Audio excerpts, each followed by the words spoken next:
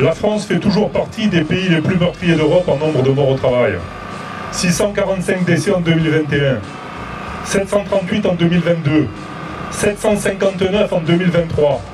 Et en 2024, les chiffres ne sont pas encore consolidés, mais ils ne s'amélioreront pas.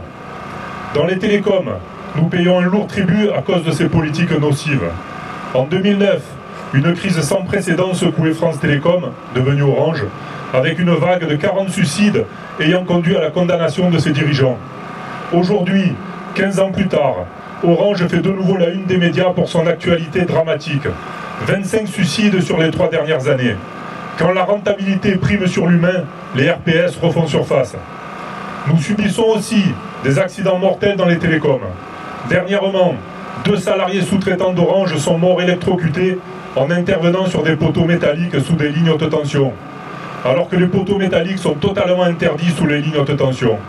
Évidemment, Orange nie sa responsabilité dans ces accidents mortels. Elle rejette la faute sur ses sous-traitants. Le but de la sous-traitance étant d'externaliser les risques. Pour la CGT, le responsable, c'est le donneur d'ordre.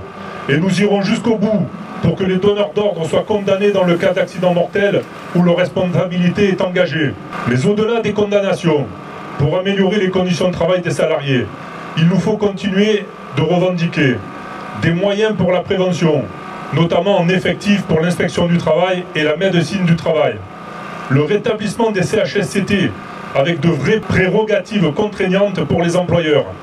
La restriction du recours à la sous-traitance. Il n'est pas normal que des grandes entreprises sous-traitent plus de 80% de leur activité comme à Orange. La réinternalisation de l'activité sous-traitée avec embauche des sous-traitants chez les donneurs d'ordre. Nous ne voulons plus perdre notre vie à la gagner.